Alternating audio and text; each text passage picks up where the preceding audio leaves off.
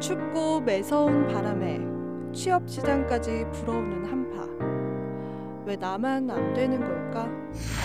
겨울밤을 수놓은 별들처럼 빛나는 예비 신입사원들에게 2019년 취업 성공의 길로 썰매를 끌어줄 취업 컨설팅계 넘버원 루돌프들이 크리스마스의 기적을 선사합니다.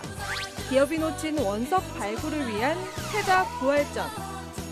합격 기쁨의 종소리로 마음까지 따뜻하게 채워줄 한국직업방송에서 준비한 성공 취업을 위한 선물 한 보따리.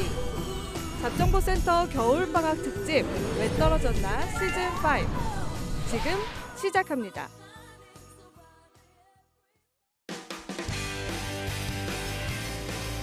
네, 안녕하세요. 성공취업의 시작 잡정보센터 이남기입니다. 네, 안녕하세요. 한유진입니다. 네, 구직자 418명을 대상으로 2018년 하반기 체감 구직난에 대한 조사를 해봤더니 구직난으로 인해서 무려 95%가 취업에 대한 두려움까지 느끼고 있다고 합니다.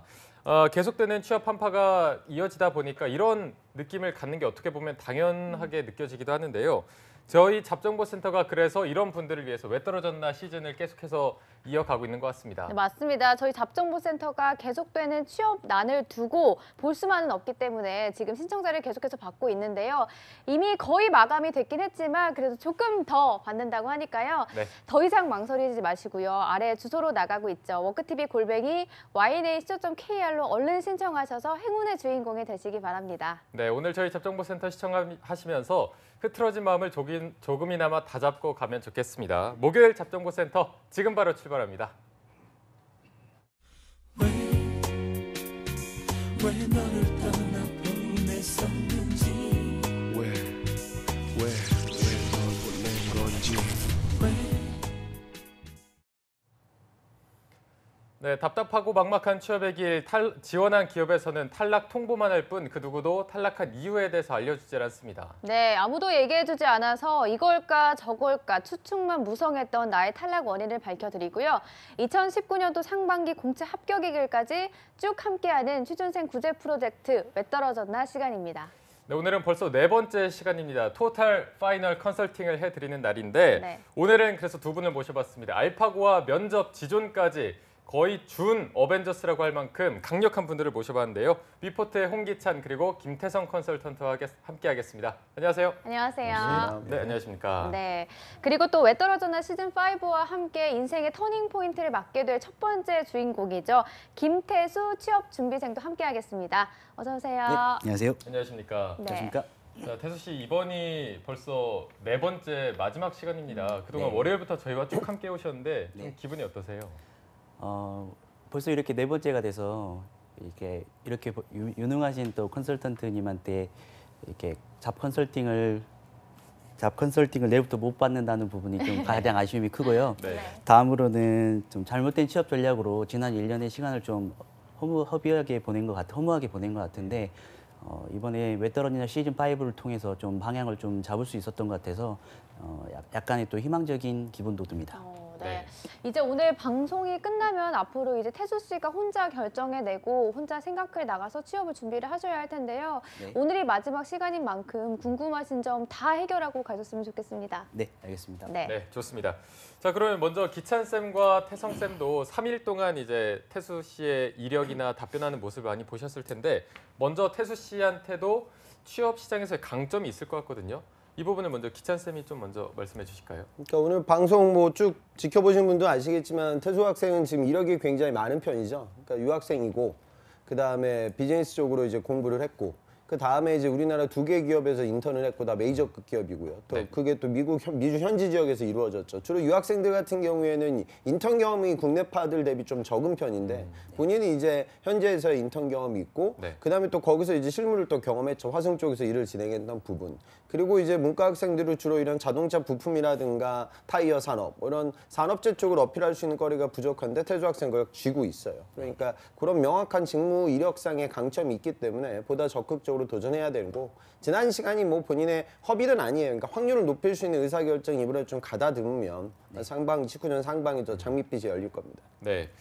태성 쌤은 또 면접도 실제로 진행해 보셨는데 태수 씨의 강점이 좀 뭐라고 생각하시나요? 강점 최대의 강점은 총알이 많다는 거죠. 총알이 많다. 예, 총알이 굉장히 많은데 그것을 잘못 쏘고 있었어요. 너무 안타깝죠. 네. 예, 이 정도의 총알을 잘 갖추고 있는 친구들이 많지 않거든요. 근데 총알 이게 뭐냐면 그 실제 기업에서의 경험도 세 차례나 있었고 그리고 그냥 스스로 비즈니스를 해본 경험도 있고 우리 방송 전에 좀 얘기를 들어보니까 아르바이트도 굉장히 열심히 많이 했던 것 같아요. 그러니까 굉장히 열심히 살았던 것 같아. 네. 그렇기 때문에 내가 그 타겟을 정하면 그것에 맞출 수 있는 그런 총알이 굉장히 많은데 이것을 잘못 쏘고 있었다라는 굉장히 옆에 표적지에 쏘고 있었던 거죠. 예, 표적 자체도 잘못 맞췄었고, 예, 그리고 그것을 어떻게 쏴야 되는지도 조금 부족했었고, 어떤 스킬이라는 측면도 부족했었고, 그래서 이게 좀 이제 아까도 이제 허비라고 했는데 그냥 0점 조정하는 정도였다라고 생각하고 이제는 저희들한테 들은 얘기, 본인이 스스로 느낀 것, 그걸 가지고 제대로 타겟팅해서 그리고 어떻게 전달해야 되는지 요것만 신경 쓴다면은 내년 상반기에 좋은 결과 있을 것 같다는 생각이 들어요. 네. 저랑 남규 씨도 이렇게 방송 끝나고 태수 씨에 대해서 얘기를 해보면 정말 잘 준비를 하면 상반기에 잘 될 것 같다라는 말을 정말 많이 했었는데요. 네. 아무래도 강점도 강점이지만 약점을 보완해야 그래도 취업에 성공할 수 있을 텐데 태수 씨가 보기에는 내 약점은 뭐라고 생각하시는지 그게 궁금합니다. 지난 3일 동안 컨설트를 받으면서 좀 많은 생각이 들었는데요. 그중에 제 약점은 취업 전형별 전형에 대한 세부적인 접근과 준비가 좀 많이 약했던 것 같습니다. 예를 들어서 자소서 같은 경우에는 학문에서 물어보는 대답을 해야 되는데 단순히 제 경험만 나열했고 또 면접 같은 경우에는 대화하는 형식으로 진행을 했었어야 되는데 무작정 외워서 대답을 하려다 보니 좀 잘 효과적이지 못했던 것 같습니다. 네. 어쨌든 뭐 전형에 대한 준비가 전반적으로 좀 부족했다 이렇게 파악하신 것 같은데 네. 두 분 쌤은 좀 어떻게 생각하시는지 이번엔 태성 쌤 의견을 좀 먼저 들어보겠습니다. 예, 방금 전에 말씀드렸듯이 타겟팅이 잘 안 됐어요. 그리고 조금 더 넓게 쏠 수도 있는 사람인데 넓게 쏘지를 못하고 있었고요. 그리고 그냥 하나하나 짚자면 이거는 이제 장점이자 단점이 될 수 있는데 이걸 어떻게 활용하느냐에 따라 달라요. 네. 유학했던 경험도 장점으로 충분히 활용할 수 있지만 또 공격 포인트가 될 수도 있어요. 예. 그리고 분석력 이게 굉장히 장점이기도 하지만 내가 지원하는 분야가 어디냐에 따라서 그리고 면접 상황에서는 그 분석력이 오히려 뒤로 빠지는 게 좋을 때가 있는데 너무 철저하게 준비를 하고 완벽하게 갖춘 다음에 나의 모습을 드러내려고 하는 그런 모습이 있어서 그런 성향 뭐 준비 단계까지는 좋은데 어떤 자소서를 쓰던가 아니면 면접 상황에서는 조금 더 그걸 감출 필요가 있다는 생각이 좀 들었고요. 이제 그냥 보이는 것 기준으로 치면 나이도 약간의 문제가 될 수도 있지만 그게 이제 그것 때문에 내 모든 취업길이 막혀 있다 이렇게까지 생각할 필요는 없지만 그래도 예, 유리하지는 않다라는 생각. 그리고 준비 안 되게 있죠. 인적성과 영어 점수. 예, 이것은 뭐 명백하게 보이는 약점이라고 볼 수 있습니다. 네. 기찬 쌤은 또 어떻게 분석하시나요? 태수 학생이 어떤 학생들과 경쟁할지를 좀 그려보고 그거에 맞춰서 자소서와 면접 대비가 이루어져야 돼요. 그러니까 국내파라고 하면 한 서성한급 대학의 경영학도, 그다음에 이 친구들은 어학이 본인들 세분 정도 나와 있고, 그다음에 마케팅이라든가 국내에서 진행되는 공모전 이력들이 있어요. 그러니까 본인이 그 친구들 대비 강점으로 내세울 수 있는 거 우선 유학생이라는 강점 하나, 어학적인 부분이 더 강할 거고 두 번째는 이제 현재에서 진행됐던 3번의 미주권에서의 법인 생활 경험 이력이죠. 그러니까 이 부분을 내가 자소서나 면접장에서 효과적으로 노출시키는 게 중요하고 또 같은 유학생끼리 경쟁하게 될 거예요. 그러니까 LA 출신의 상위권 대학을 졸업했던 조기 유학생들. 그러니까 본인보다 영어가 셀 거예요. 그다음에 글로벌 이력도 본인보다 많을 거예요. 그런데 그 친구들도 본인처럼 세계 법인 경험, 그다음에 앞서 얘기가 나왔던 현장에서 벌어졌던 다양한 아르바이트 경험이 없겠죠. 그러니까 이 부분을 좀 강화시키는 건데 약점은 아무래도 여기서 본인이 첫 대학을 국내 대학으로 입학을 했잖아요. 그러니까 여기서 상위권 대학을 입학했던 친구들 대비 적성의 경쟁력에 저는 의구심이 생기고 그다음에 영어 관련된 부분들도 조기 유학생보다는 좀 밀릴 거예요. 이 두 부분을 좀 강화시켜야 돼. 스펙이 중요하지 않다고 하지만 필요한 부분들은 있거든요. 그래서 적성 시험이 저는 사실은 제일 걱정이에요. 그래서 그 부분에 초점을 맞춰서 고시 공부하듯이 지금 하고 있어야 되고요.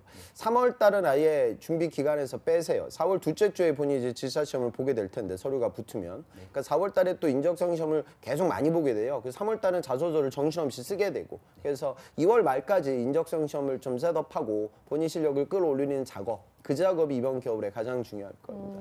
네, 어쨌든 뭐 두 분이 공통적으로 지적해 주신 부분이 인적성이기 때문에 이 부분은 방송 끝나는 대로 바로 계획 세워서 실천에 돌입을 해야 될 것 같습니다. 예. 그리고 이제 태수 씨가 그동안 나름 전략적으로 쓴다고 썼는데 LG전자 한 군데만 어쨌든 면접을 보게 되고 나머지는 거의 다 서류를 탈락을 네. 했잖아요. 네. 그래서 저희가 한 3일 동안 컨설팅을 직접 해드렸는데 네. 솔직하게 좀 어떤 쪽으로 지원을 해야겠다, 바뀐 부분이 있나요? 어디까지 좀 지원을 해보겠다. 예, 네, 일단은 코치님들의 조언대로 물류 같은 좀 전공에 특화된 직무보다는 영업 마케팅이나 해외 영업 같은 제 강점을 살릴 수 있는 직무에 좀 지원을 우선적으로 할 예정이고요. 산업으로 분류를 한다면 상사나 정유 산업은 되도록은 피하고 또 전기, 자동차, 화학, 기초소재 등 B2B 산업을 다루는 제조업을 위주로 지원을 해볼까 생각 중입니다. 네.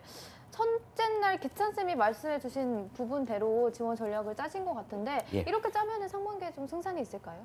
그러니까 제가 그때 첫날 와서 얘기했던 SK를 쓸 때 하이닉스를 지원하는 게 훨씬 더 유리했을 것인데 이노베이션으로 간 점, 그다음에 삼성 도전에 있어서 실수가 있었던 부분, 그리고 LG와 기초 소재 코오롱, 그다음에 효성 뭐 이런 기업들이 본인의 자동차 산업 이력과 그다음에 타이어 기어 산업에서의 업무 경험과 연결이 되거든요. 그러니까 그 부분에 좀 초점을 맞추는 거죠. 그리고 그 기업들에 대한 전략이라든가 지식이 아직 없을 거예요. 그래서 미리 좀 신문 같은 걸 보면서 내가 과거 자동차 부품 산업에서 일을 해봤고 타이어 산업에서 업무를 진행해봤다. 그 패션 산업에서도 일을 해봤다. 그러면 패션이라고 하면 패션만 있는 것이 아니라 거기 들어오는 의류 벤더들이 있고, 타이어라고 하면 타이어로 끝나는 것이 아니고 거기 주요 재료가 될 수 있는 타이어 코드가 있고, 자동차라고 하면 요즘 자동차 산업에 우리나라 전자 부품 기업들도 많은 투자를 하고 있다.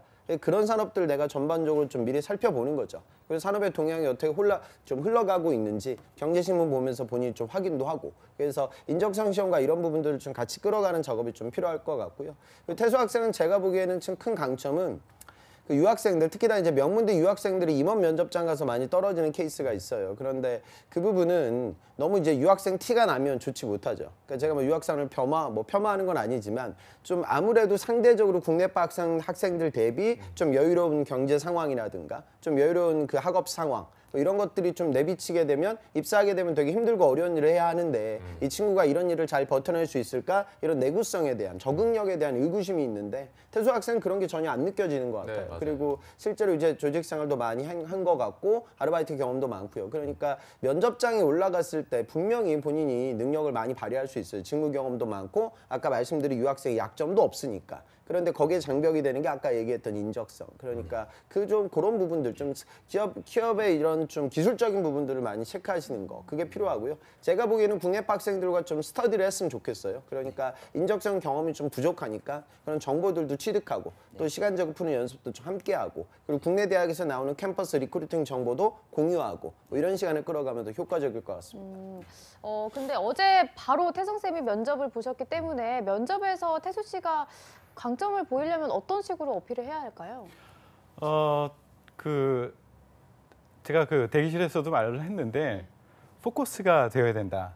그러니까 면접관들은 당신의 얘기를 듣고 싶은 것이 아니라 내가 듣고 싶은 얘기를 기다리고 있는 중이거든요. 그러니까 얘기는 계속 듣고선 무슨 얘기를 하는지는 알겠어. 그런데 내가 뭐에 어떻게 평가를 하지? 이거에는 답이 안 나오는 경우가 굉장히 많았었거든요. 그렇기 때문에 내 이야기를 구성을 할 때 그냥 이야기를 나열하는 것이 아니라 이 이야기, 이 소재를 가지고 이야기를 할 때는 내가 어디에 초점을 맞춰서 그 이야기로 좀 신경을 써서 얘기를 하게 되겠다라는 그거를 좀 신경을 쓸 필요가 있고요. 또 하나는 아까도 얘기했지만 너무 철저한 준비를 하기 때문에 그 철저한 준비를 한 것을 그대로 철저하게 또 전달하고 싶어요. 그러면서 면접 상황에서는 오히려 저게 진실일까? 뭔가 이렇게 대화하는 느낌이 들지는 않는 거죠. 예, 그렇기 때문에 조금 더 유연하게 부드럽게 전달하는 방법, 스킬적인 측면도 좀 연습이 필요하다. 그래서 어제도 그 대기실에서 얘기했지만 많이 만나라 그랬어요. 그러니까 노출을 많이 시켜라. 이 면접 상황은 그 책으로 공부되는 부분이 아니다. 책으로 공부할 수 있는 부분은 충분히 한 것 같아. 그러니까 이제서부터는 많이 여러 사람이 나를 노려보는 상황에서 내가 하고 싶은 말을 초점을 맞춰가지고 얘기하는 연습을 자꾸 하는 그것이 필요하다라는 그것 정도 준비하면 괜찮을 것 같아요. 네. 자, 면접에 대해서는 저희가 뒤에 좀 더 자세하게 짚어보도록 하고요. 태성 쌤도 태수 학생이 어떤 이쪽 직무나 이런 회사, 이런 계열사를 좀 지원해봤으면 좋겠다 하는 게 있을까요? 저도 태수 씨 어제 면접 보고 나서 굉장히 많은 생각을 했어요. 집에 돌아가면서도 이 친구 잘 될 것 같은데, 괜찮은 친구인데 왜 이렇게 결과가 안 좋았지?라고 네. 하면서 괜찮은 회사나 직무 뭐가 있을까라고 고민을 하고 이제 찾아봤어요. 네. 찾아보다가 한 3분 찾아봤어요. 네, 3분 그거 찾아보다가 말씀 안 하셔도 예, 저는 이제 이왕이면 또 효율적인 컨설팅을 하면 더 좋잖아요. 그래서 분명히 이거 월요일이나 화요일에 기찬 선생님이 뭔가를 얘기했을 거다. 그래서 방송을 봤더니만 역시나 기가 막히게 그 조언을 주셨더라고요. 네. 그래서 그거 명심하고 다시 한번 방송 보고 정리하고 네. 거기에 방향 맞춰서 하면 좋겠고요. 저는 거기에다 추가로 그 일반적으로 그 내가 산업 분야가 내가 경험했던 분야가 아닐지라도 네. 직무적으로 어떤 그 인하우스 물류 같은 것들도 있거든요. 네. 그리고 작은 뭐 식품 하다못해 제일제당의 바이오 해외 영업 이런 쪽들도 있거든요. 네. 그런 것들도 같이 엮어서 조금 더 크게 봐라. 저는 그 지원하는 것을 난사하듯이 하는 것을 굉장히 싫어하는 사람이에요. 네. 그런데 태수 씨는 해도 돼요. 예, 태수 씨는 해도 된다라고 생각하고 조금 더 폭을 넓혀서 지원했으면 좋겠고 또 하나 외국계 기업은 관심 없어요?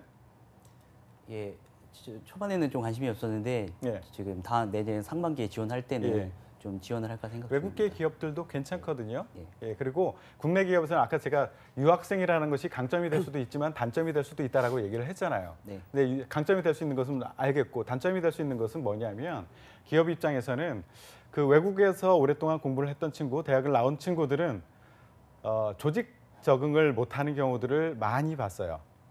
그러니까 상대적으로 국내 기업에서는 조직 문화 자체가 비합리적인 요구 그것을 수용하고 그리고선 그 묵묵하게 일을 해야 되는 그런 경우들이 있어요. 네. 예.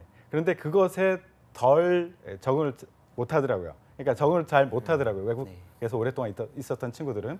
그래서 이런 친구들은 이탈을 할 수도 있겠다. 왜 하품을 해요?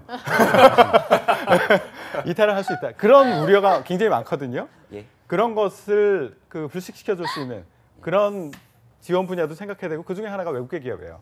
외국계 기업. 본인이 적응하기도 좀 더 쉬울 수도 있어요. 그리고 제 학생들 중에서 유학했던 친구들 중에 외국계 기업을 처음엔 생각하지 않고 그리고 외국계 기업은 큰 데만 생각하고 있다가 큰 데는 기회가 많지 않거든요. 외국은 이제 공채처럼 진행하는 게 많지 않기 때문에 지원할 곳이 없어요라고 많이 생각을 하는데 실제 그 피플앤잡이라는 사이트에 들어오면 자잘한 그런 채용 공고들, 작은 공고들이 굉장히 많이 올라오거든요. 네. 그런 거에 지원해서 성공해서 국내 기업들은 다 실패하고 성공해서 다니는 친구들, 이 친구들 만족도가 굉장히 높더라고요.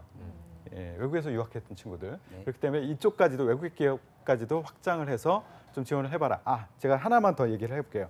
그 본인이 했던 일 중에 그 삼성물산, 한국타이어 이쪽에서 했던 것 얘기하는데 수익성 분석 뭐 이런 것들 많이 했다고 얘기하네요. 예, 맞습니다. 예, 직무 중에서 그러니까 1차적으로는 해외 영업을 타겟을 하되 해외 영업 직무가 나오지 않은 그런 기업 같은 경우에는 사업 관리 이런 류의 직무가 나온 것들이 있어요. 네. 이것들도 굉장히 잘 어울릴 것 같다는 생각이 들어요.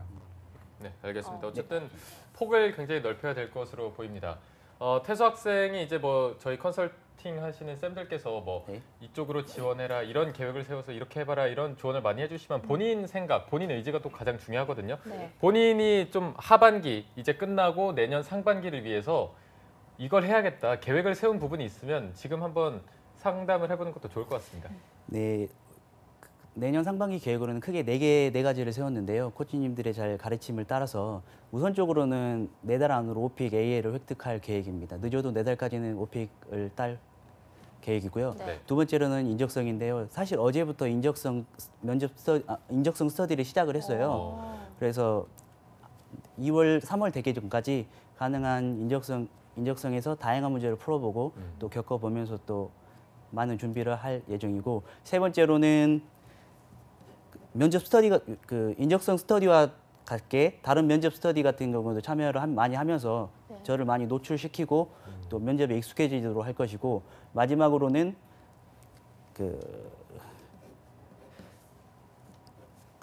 다음 상반기에 많은 지원을 할 수 있도록 노력할 생각입니다. 어떤 노력이죠? 죄송합니다. 머릿속에 하얘졌나요? 갑자기 머릿속이 하얘졌습니다. 네. 노력하셔야죠. 예, 좋습니다. 몸이 하나 이게 되게 예. 부족할 것 같다라는 네. 생각이 드는데 기찬 쌤은 이 계획 어떻게 보셨나요?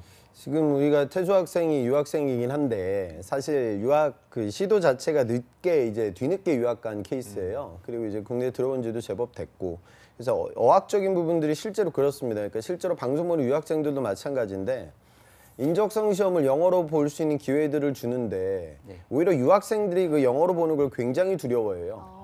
그러니까 막상 내가 유학생이긴 한데 실제로 이제 장문 독해 뭐 이런 부분들이 절대 뭐 현지인들만큼 수준, 그러니까 그런 수준은 정말 조기 유학하는 친구들만 가능하고 뒤늦게 올라가서 이제 커뮤니티 컬리지에서 유니버시티로 갈아탔던 친구들은 사실 좀 부족해요. 근데 알아야 되는 부분은 그래도 저는 영어로 보라고 권하는 편인데 그 이유는 아무래도 국내파 학생들이 그 경험이 더 많고 지난 시즌 태수 학생 인적성 시험을 많이 못 봤지만 많이 봤던 친구들이 있거든요. 그래서 제가 추측컨대 지금 AL 딴다는 목표를 잡았지만 경우에 따라서는 그게 IH에서 머물지 않을까 이런 생각도 들어요. 그런 일 없었으면 좋겠지만. 근데 IH에 머물게 돼도 괜찮아요. 그러니까 그거를 자 AL이 안 나왔는데다가 유학생인데 지금 아마 스타트를 그 스피킹부터 할 것 같은데 그게 IH가 에서 머문다고 해가지고 그걸 또 계속 붙들게 되면 다른 것들이 무너질 거예요. 그래서 초반 영어 스타트 할 때는 기간을 정하세요. 그러니까 내가 어느 정도 기간까지 이 등급 하는 거다. 안 되면 그냥 IH로 갈 거다. 이 정도 수준은 좀 생각하는 게 더 현실적일 것 같습니다. 네. 네. 그리고 태성 쌤은 또 어떻게 보셨나요? 예, 저도 절대 공감하는 게 듀데이트를 정하고 하라라는 거 얘기하고 싶거든요. 특히 영어 점수에 대해서는. 그리고 지금 오픽을 보겠다고 했는데 저는 토스도 같이 봐봤으면 좋겠어요. 처음에는. 그러니까 사람들마다 토스가 더 쉽다라고 생각하는 사람들이 있고 오픽이 좋다라고 생각하는 사람이 있거든요. 내가 어떤 사람인지 모르잖아요. 두 개를 봐보고 아 이게 조금 더 잘 나올 것 같다. 내가 편하다라고 하는 것을 선택해서 하는 것이 좋을 것 같다는 생각이 들고요. 그리고 그 계획을 세웠는데 그 액션 플랜 마지막에 생각 안 나서 그렇게 노력하겠다라고 얘기했겠지만 예 액션 플랜을 조금 더 구체적으로 기간을 정해서 예. 준비를 하는 것이 플랜을 짜고 하는 것이 좋을 것 같아요. 그 아까 그 유학생 티가 안 난다는 얘기 했는데 얘기를 하다 보니까 점점 티가 안 난다는 생각이 드네요. 예. 그 전라도 영어를 하시네요. 예. 아직 구수합니다. 사투리가 많이 있어서 저는 잘 모르겠는데 많이 쓴다고 하시더라고요. 아마 저희 다 첫날부터 알았을 겁니다. 나쁘지 않아요. 네. 근데 안 써도 돼. 아까 태수 씨가 말씀하신 게 이제 오픽과 인적성과 면접에다가 노력을 하겠다. 예. 뭐 인적성이나 면접 스터디에 대해서는 두 분 다 좀 찬성하시는 편인가요? 전 적극적으로 찬성합니다. 해야 기찬 된다고 쌤은 생각해요. 어떻게 보시나요? 그죠. 뭐 지금 아무래도 여기서 많이 연습했고 그다음에 실제로 좀 역할 분담을 좀 하는 것도 필요하고요. 그러니까 아마 적성 경쟁력이 제가 보기에는 준비된 친구들 대비 지금 좀 약할 것 같은데 스터디 같은 거 할 때 그런 걸 좀 부끄러워하지 마세요. 그러니까 오히려 그 가르쳐주는 이공계들, 그러니까 문과든 이공계들하고 같이 하는 게 좋거든요. 그러면 이공계들한테 배우게 될 텐데 이공계 학생들이 수리 추리 관련된 팁을 제 학생들 보면 다른 스터디원들에게 가르칠 때 가르치면서 본인이 더 크게 배워요. 그러니까 좀 어려워하지 말고 그런 것들 같이 좀 디스커션 하는 거죠. 그리고 시중에 나와 있는 문제집들보다 실제 질사점이 훨씬 더 쉽게 나오니까 초반에 아마 지금 문제집을 풀게 되면 또 기겁할 거예요. 나하고 좀 안 맞는 것 같다 이런 생각을 할 텐데 그거 맞는 사람 없는 거니까 초반에는 좀 두세 권까지는 차근차근 본인 좀 경험치를 쌓는다 이렇게 공부했으면 좋겠어요. 네, 알겠습니다. 자, 저희가 자소서도 한번 짚어보도록 하겠습니다. 태수 씨의 자소서를 차코치님이 100점 만점에 35점을 주셨는데 그 뒤로 조금 어떤 식으로 정리할지 방향을 잡았나요? 예, 그 우선적으로 자소서 항목의 의도를 파악을 하고 방향을 잡은 후에 자소서를 쓰려고 좀 노력을 많이 했고요. 네. 그 한정된 경험을 길게 설명하기보다는 경험된 과정에서 겪었던 어려움이나 느꼈던 생각 그리고 배운 점을 위주로 기술하려고 지금 하고 있습니다. 또 한 가지를 덧붙인다면 당연한 말보다는 좀 더 구체적인 말씀해 주신 대로 액션과 플랜을 가지고 작성을 할 계획입니다. 네. 태수 씨가 말씀한 대로 작성을 하신다면 정말 100점짜리 자소서가 될 것 같은데 이렇게 적기가 정말 힘들잖아요. 맞아요. 그래서 아무래도 태수 씨의 경험이 쌤들이 말씀해 주셨던 것처럼 정말 총알이 많기 때문에 그걸 자소서에 어떻게 녹여내는지도 중요할 것 같아요. 태수 씨가 서류 탈락을 정말 많이 해서 이 부분은 어떻게 자소서를 작성해 나가는 게 좋을까요? 그러니까 우선은 제가 첫날 얘기했지만 자소서 내용도 내용이지만 타겟팅을 좀 잘못해가지고 안 된 케이스가 사실은 더 많을 거고요. 근데 보면은 그때 현대제철이라든가 원래 뚫어야 될 만한 몇몇 기회들이 있었는데 거기서 탈락을 했거든요. 그 부분은 자소서에 좀 문제점이 있지 않았나 이런 생각이 들어요. 그래서 본인이 이야기를 할 때 아마 지금 피드백을 보니까 내가 했던 부분들을 이분들에게 다 설명해야지라고 해서 너무 나열용 구조로 다 얘기를 한 것 같은데 그러니까 사람을 설득할 때는 항상 그렇게 생각하세요. 내가 했다 이런 식의 설득은 파급력이 좀 약하고요. 내가 이런 상황에서 어떤 부분을 어떤 식으로 했습니다라고 설명해야 돼요.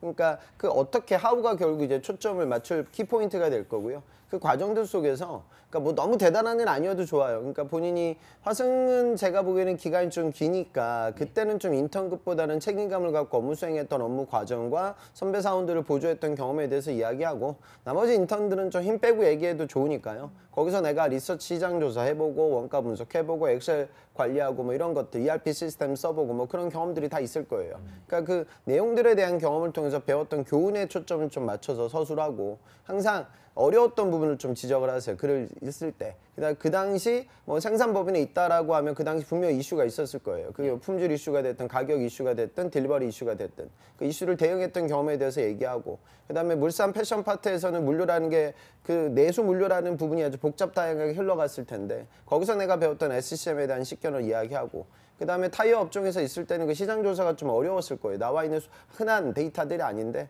그 유출을 통해서 추정을 통해서 시장 조사했던 경험을 얘기하고 그다음에 학부 때는 어차피 또 경영 공부했고 마케팅 하는 데는 팀플이 있을 거니까 그 부분을 따로 좀 정리하고 아르바이트라는 건 업종들이 다양했으니까 내가 거기서는 좀 CS적으로 내가 현장에서 본인이 B2B 해양업에 쓴다 하더라도 일반 고객들과 커뮤니케이션 할 수 있는 영업적 자질은 당연히 이야기할 소재거든요. 그 내용에 대해서 이제 국내파 학생들처럼 아르바이트 경험에 대해서 이야기를 하고 그렇게 좀 한 4가지 정도 꼭지에 맞춰서 이야기 구조를 글을 먼저 작성하지 말고 내용 구조를 미리 잡으세요. 그 다음에 이제 그때 분량이라든가 항목들이 달라지니까 거기에 맞춰서 새롭게 라이팅이 이루어진다. 그렇게 좀 연습하면 좋을 것 같습니다. 네, 알겠습니다. 그 태성 쌤은 또 어떻게 보셨나요? 예, 그 자소를 보면서 굉장히 안타까운 경우에 해당됐었어요. 그러니까 굉장히 좋은 경험을 하고 그리고 많은 그 지식적인 준비들도 하려고 노력을 했었고 그랬는데 자소서가 이렇게까지밖에 안 나오나라는 안타까움이 있었었거든요.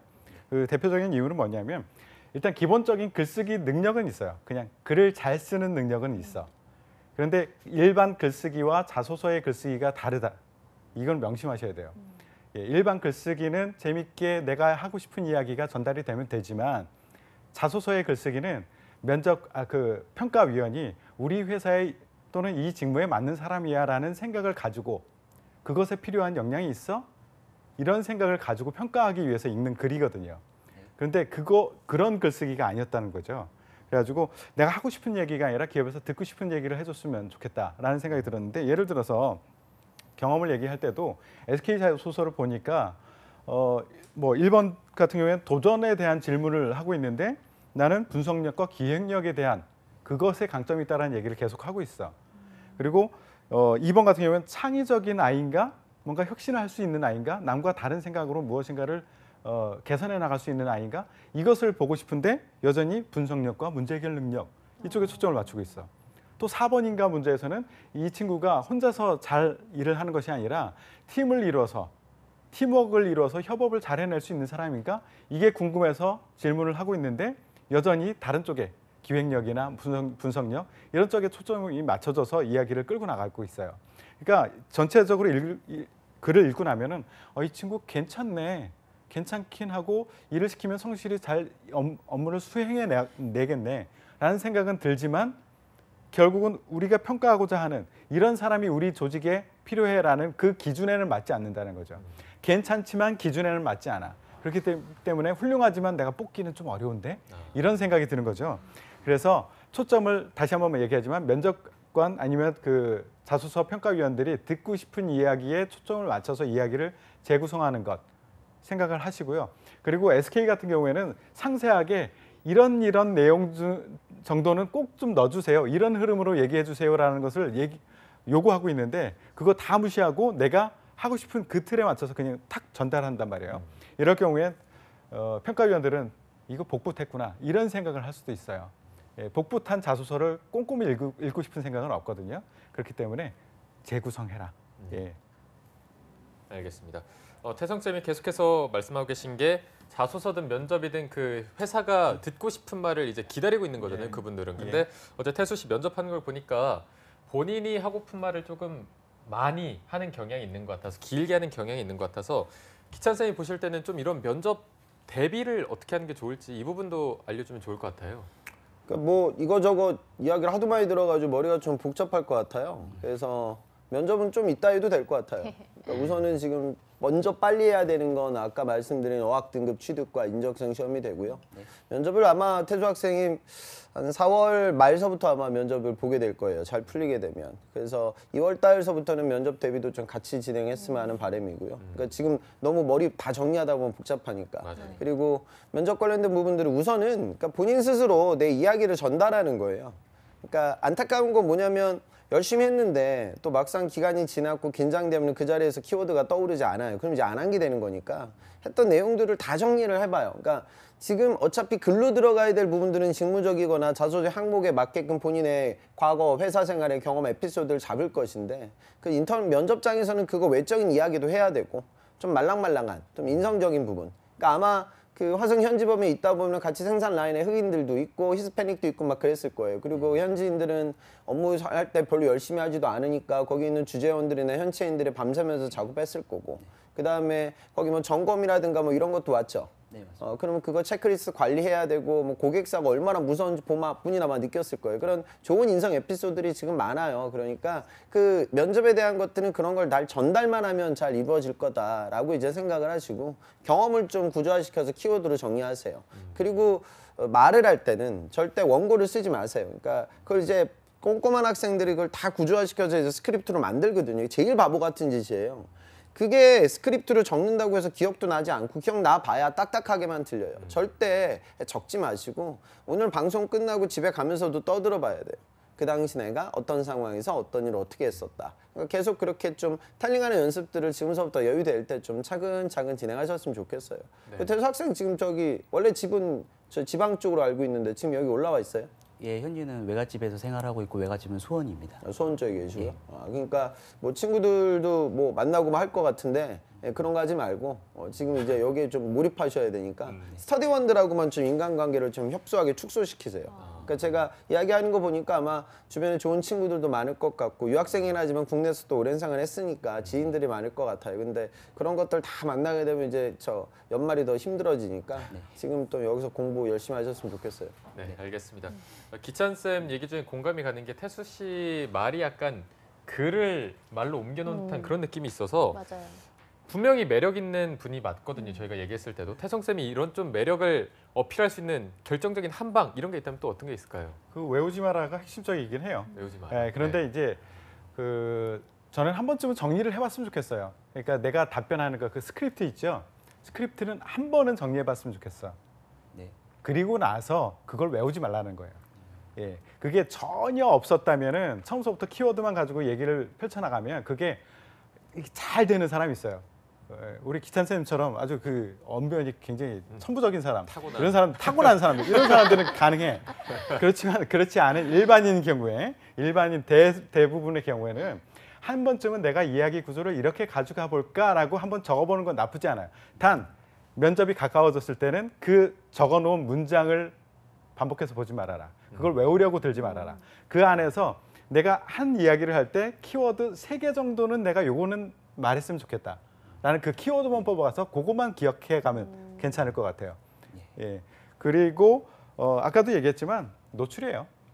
예. 그리고 우리가 그 이런 준비를 하는 것들이 최종 합격을 하기 위함이잖아요. 네. 서류 전형에 합격하기 위함은 아니에요. 그렇기 때문에 자소서 쓸 때도 내가 면접에서 어떤 질문을 받았으면 좋겠나라는 것도 염두하면서 자소서를 써주면 훨씬 더 나중에 면접을 내 주도권을 내가 주도권을 가지고 얘기를 할 수 있다. 예, 그런 거 고려해서 면접도 고려하면서 자소서를 써라 이런 얘기를 드리고 싶어요. 네, 네, 알겠습니다. 태수 씨, 오늘이 정말 마지막 날이에요. 많은 얘기를 들으셨는데요. 저희 방송 출연하시면서 느꼈던 소감 한번 들어볼게요. 막상 한국에 이제 작년 12월에 들어와서 인사 시스템 자체가 미국하고는 좀 많이 다른 경향이 좀 있습니다. 그래서 생소했고 또 알아가는데 많은 정보가 없어서 난감하기도 하고 어려웠는데 이번 왜 떨어진 날을 통해서 코치님들한테 많은 걸 얻어가는 것 같아서 개인적으로는 정말 유익했던 시간인 것 같습니다. 네. 굉장히 많은 얘기를 들어서 지금 머릿속에 약간 복잡하겠지만 그거를 지금은 다 내려놓고 마지막으로 저희가 1번 카메라 보시면서 부모님께 영상 편지 네. 쓰는 시간을 좀 드리도록 하겠습니다. 예. 편하게 좀 말씀하시면 됩니다. 다시 네. 자세를 아. 보여주시네요. 지금 시작하면 네, 될까요? 네. 어머니 아버지 아들입니다. 시골에서 고생하셔가지고 아들 유학까지 보내는데 이렇게 취업에 어려워하는 모습을 좀 보여드리게 돼서 아들로서 굉장히 죄송한 마음이 있고요. 또 어머니 같은 경우에는 제 어렸을 때 돈 버느라 워낙 바쁘셔서 저랑 같이 시간을 많이 못 보내시고 공부를 못 시켜서 제가 그러나라고 자책을 많이 하시는데 그게 안 한 제 잘못이지 어떻게 어머니 잘못이겠습니까? 그러니까 다음부터는 그런 자책을 좀 안 하셨으면 좋겠고요. 마지막으로는 인사 시스템에 대해서 잘 모르고 어렵다는 느낌을 있었는데 이렇게 방송 기회가 돼서 이렇게 유능하신 컨설턴트님한테 또 가르침을 받았기 때문에 내년 상반기에는 좀 편안한 마음으로 좀 기대를 해주셨으면 좋겠습니다. 그리고 마지막으로는 항상 매사에 최선을 다하고 열심히 사는 아들이 되겠습니다. 사랑합니다. 다시 박수 한번 부탁드리겠습니다. 네, 정말 이렇게 방송에 출연해서 본인의 스펙이나 이런 부족한 부분을 내세우는 게 쉽지 않은 너무나 어려운 결정이었을 텐데 이렇게 선뜻 첫 번째로 출연하게 결정해 주셔서 너무 감사하다는 말씀 드리고요. 내년 상반기에 저희가 촉이 좀 굉장히 좋은 편인데 좋아요. 네. 잘 될 것 같습니다. 잘될것 정말로. 같아요. 빈말이 아니라 정말 잘 될 것 같으니까 여태까지 받았던 내용들을 잘 정리하셔서 합격을 하시고 저희한테도 꼭 합격 연락을 주시면 좋을 것 같습니다. 예, 알겠습니다. 네. 네, 지금까지 도움 말씀 주신 위포트의 홍기찬 컨설턴트 그리고 김태성 컨설턴트 두 분과 함께했습니다. 오늘 고맙습니다. 고맙습니다. 예, 감사합니다. 네, 잡정보센터 1부는 여기서 마무리해보고요. 잠시 후 2부에서는요. 남유진 캐스터와 함께하는 일자리 방방곡곡이 준비되어 있고요. 네, 그리고 히든 챔피언 기업의 채용 정보를 알아보는 시간도 마련되어 있습니다. 네, 어디 가지 마시고요. 채널 고정!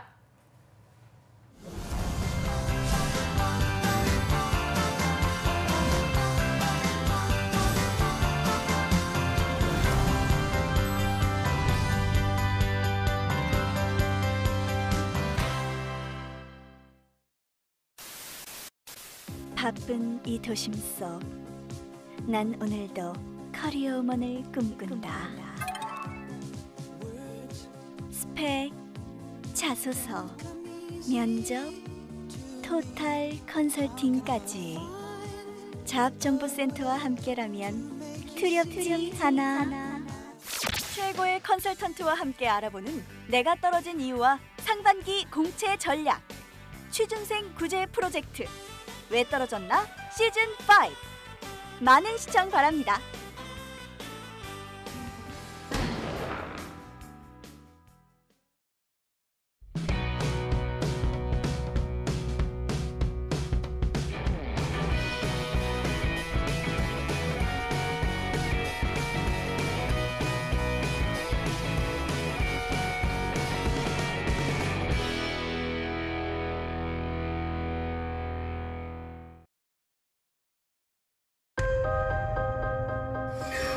우리가 1년에 사용하는 일회용 컵 약 260억 개. 플라스틱 컵이 분해되는 시간 최소 500년. 지구도 한 번 쓰고 버리실 건가요? 늦지 않았습니다. 일회용품 줄이기, 나부터 시작입니다.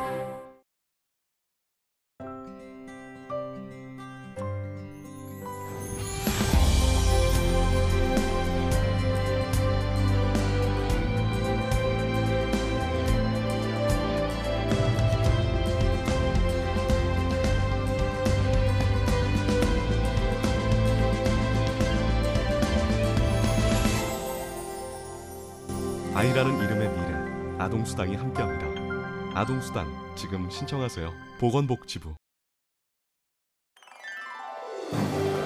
한국 직업 방송을 보면 취업이 보입니다.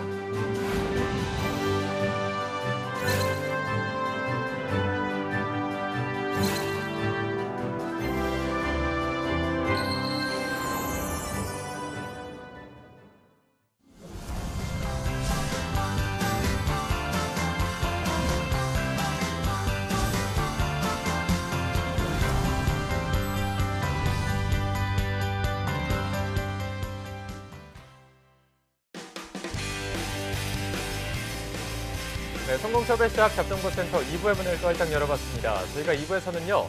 전국 각지의 생생한 채용 소식을 발빠르게 만나보는 일자리 방방곡곡이 준비되어 있고요. 네, 그리고 세계 속의 자랑스러운 대한민국의 강소기업들을 만나보는 시간 히든 챔피언스 리그도 준비되어 있는데요. 먼저 일자리 방방곡곡부터 바로 만나보시죠.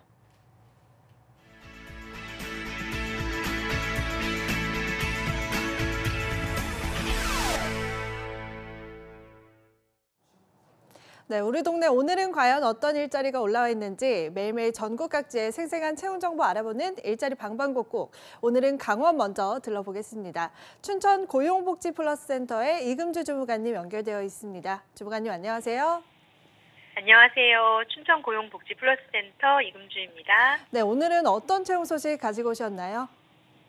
네, 이번 주 소개해드릴 구인사업자는 한국자유총연맹 강원도 지부입니다. 춘천시 삼천동에 소재하고 있는 협회 및 단체 서비스업으로 회계사무원 1명을 채용합니다. 지원 자격은 학력은 관계없고 경력은 1년 이상자로 전산회계 2급 및 컴퓨터 활용 능력 2급 소지자, 회계 프로그램 사용 가능자를 우대하며 담당 직무는 총무 및 회계 담당 업무이고 주 5일 근무입니다. 연봉은 2,500만 원 이상이고 경력에 따라 면접 시 임금 협의 가능하며 접수 마감일은 12월 21일까지로 지원을 희망하시는 분은 워크넷 채용 정보를 참조하셔서 이력서, 자기소개서, 졸업증명서, 경력증명서를 준비하여 이메일 지원하시기 바랍니다. 네, 1년 이상 경력의 회계사무원 1명 채용하고 있습니다. 관심 있는 구직자분들 많은 지원 바랍니다.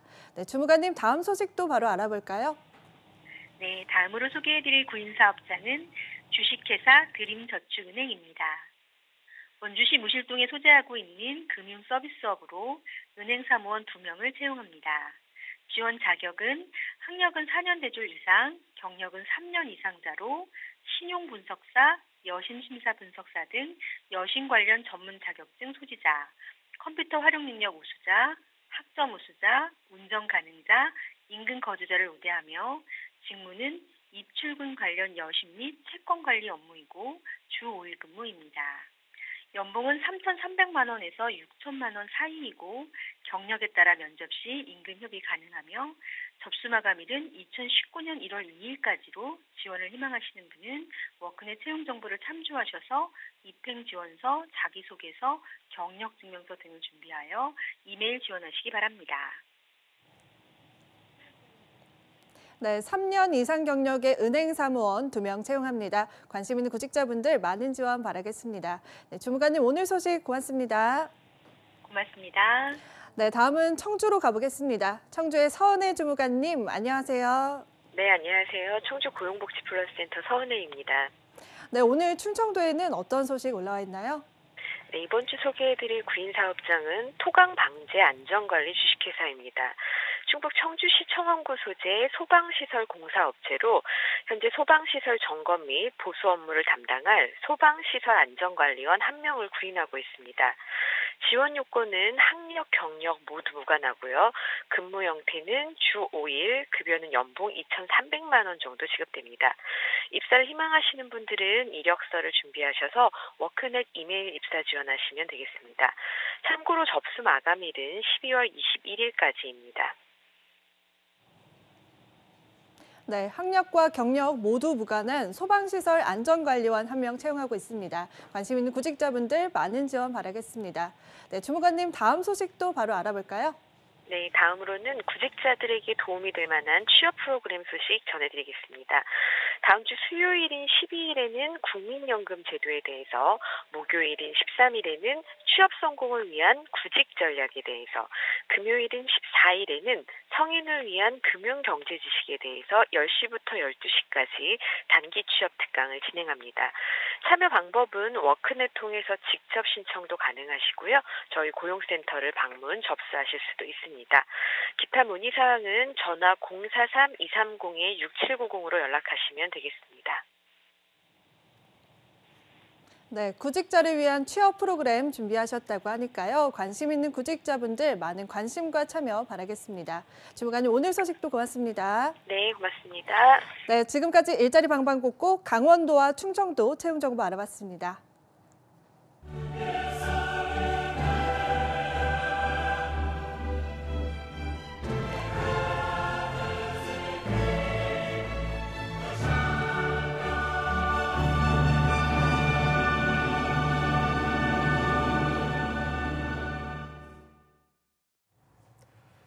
네, 해외에서 더 유명하고요. 대기업의 성장률보다 더 높은 성장률을 가지고 있고 회사와 내가 함께 커나갈 수 있는 강소기업들의 채용 정보를 알아보는 히든 챔피언스 리그 시간입니다. 네, 오늘 도움 말씀 주실 분은 취업포털 커리어의 김병주 컨설턴트와 함께하겠습니다. 쌤 안녕하세요. 네, 안녕하세요. 반갑습니다. 네, 그리고 또 2부의 도우미 신세미 캐스터도 함께하도록 하겠습니다. 어서 오세요. 안녕하십니까. 네. 네, 병주 쌤, 저희가 소식통에 의해서 들어보니까 네네. 슈퍼 인싸, 핵인싸라고 하시던데 굉장히 저희가 보고 있는 이미지와 굉장히 다른 것 같아서 그러니까요. 핵인싸는 다른가요? 뭔가 아니, 항상 되게 반듯하고 네네. 정해지고 네네. 항상 밝은 미소를 네네. 유지하고 이렇게 하시다가 네. 핵인싸, 슈퍼인싸 이렇게 하니까 네. 사실인가요 이게? 사실이라고 믿고 싶습니다. 어디서 들어온 소식통인지 잘 모르겠지만 그 어떤 부분에서 남들이 그렇게 부르는 걸까요? 글쎄요.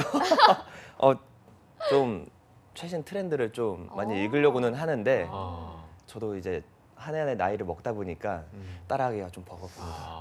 저는 인싸에 속하는 편이 아니어서 네, 저도. 최신 트렌드가 뭔지도 잘 모르는데 뭐 요즘에 최신 트렌드라고 하면 뭐가 있을까요? 요새는 이제 인싸라고 안 하고 아싸라고 하더라고요. 근데 아싸는 요새 이제 아웃사이더라고 하는데 요새는 아예 인싸라고 얘기하더라고요.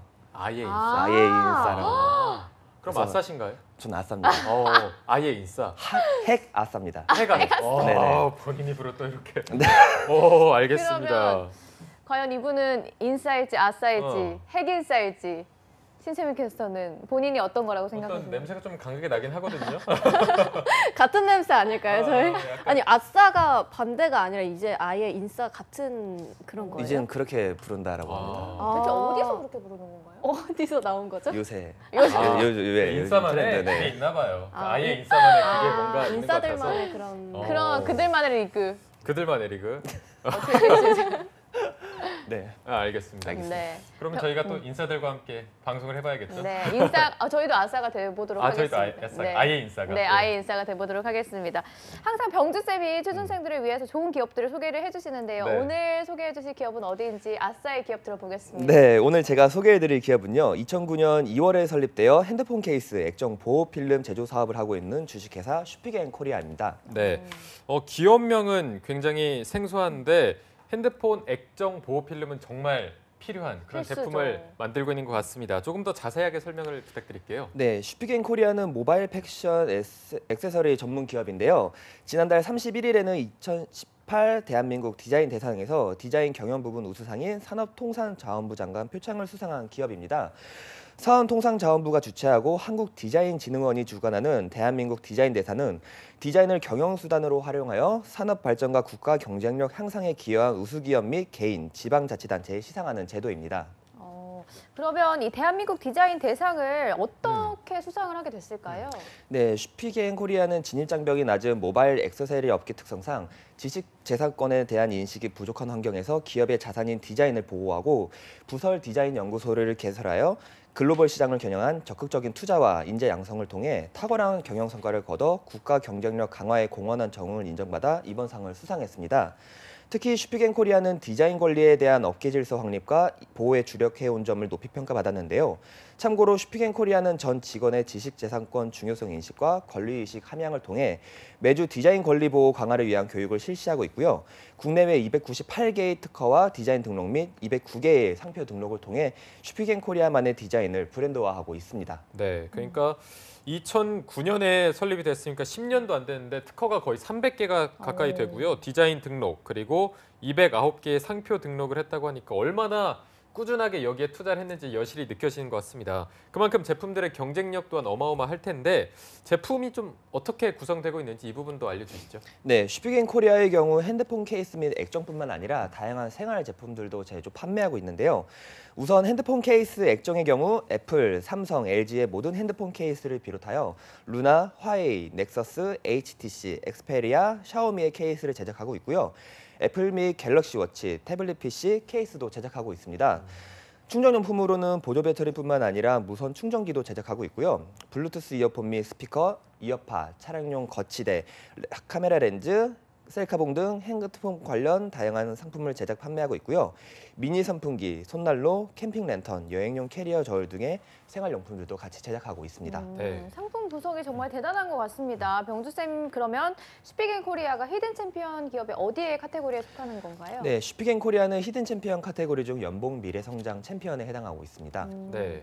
자, 미래 성장 챔피언에 해당이 된다면 매출이 굉장히 탄탄하다 이렇게 볼 수도 있을 것 같은데 매출 현황은 좀 어떤 편인가요? 네, 2017년 기준 2년 연속 성장 기업에 선정된 슈피겐 코리아의 매출 구성은 케이스 79%, 기타 11%, 보호필름 10% 등으로 구성되어 있고요. 2017년 기준 매출액은 약 1,629억이며 영업이익은 약 410억, 당기순이익은 약 215억으로 동종업계에선 3년 연속 부동의 1위에 위치해 있고요. 업계 2위와는 매출액이 무려 4배 이상 차이가 나고 있어 압도적인 산업군 내 순위를 유지하고 있다고 볼 수 있습니다. 매출액의 경우 2016년도부터 꾸준히 25% 이상 성장하고 있고요.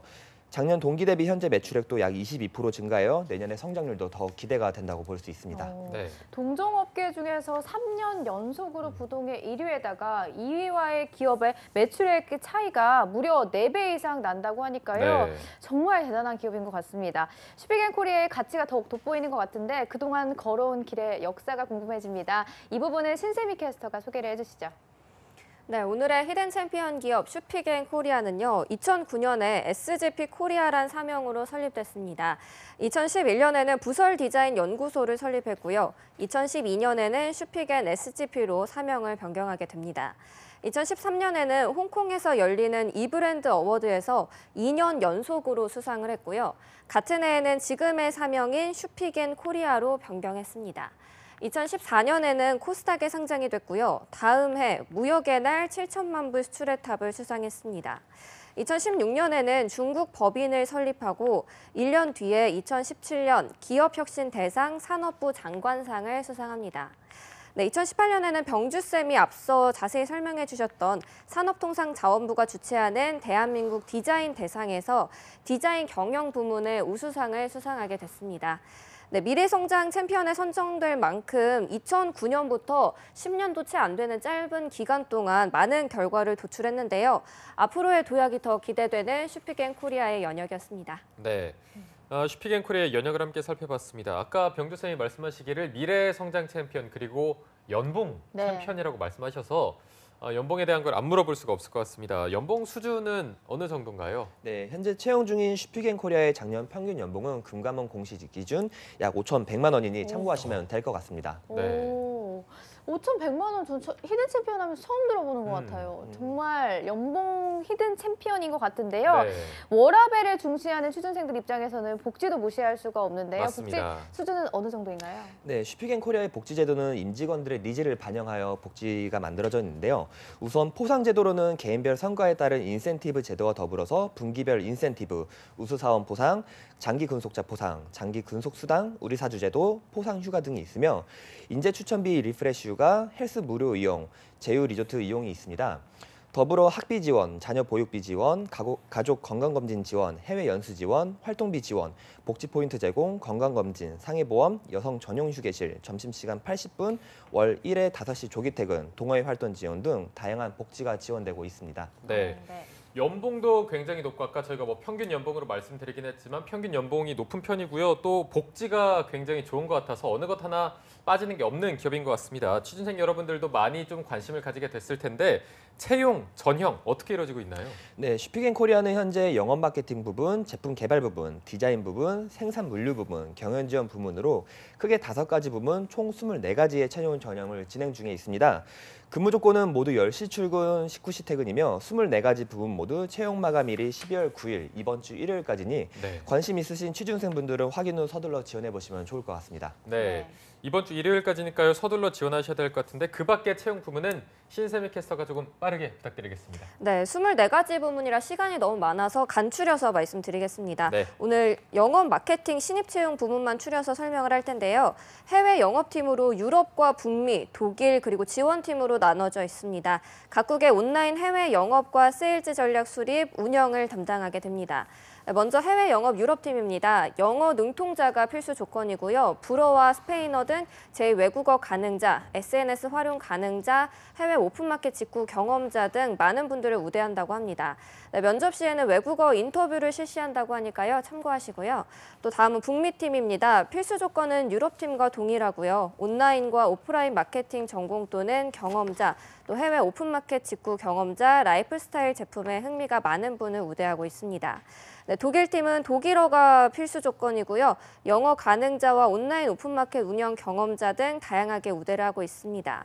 네, 다음은 해외 지원팀입니다. 신제품 개발, 일정 관리, 발주 관리, 판매 수 예측을 담당하고요. 또 우대사항은 다양하게 또 나와 있는데 이거는 채용 사이트에서 확인하시면 될 것 같고 다른 부문들도 취업 포털이나 슈픽앤코리아 채용 사이트를 통해서 지원해 보시기 바랍니다.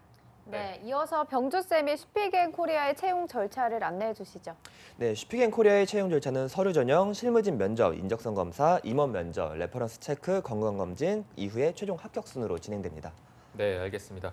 자, 슈픽앤코리아에 대해서 오늘 알아보고 있는데 지원 시 팁이 있다면 이 부분도 알려주시고 마지막으로 또 이 슈픽앤코리아를 추천하는 이유가 있다면 좀 함께 들어보도록 하겠습니다. 네.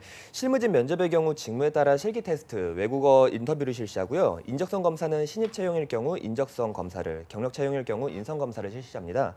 레퍼런스 체크는 후보자의 동료와 상사를 통해 면접으로 확인할 수 없는 사항에 대해 의견을 묻는 절차이기 때문에 이 점 참고하시면 될 것 같고요.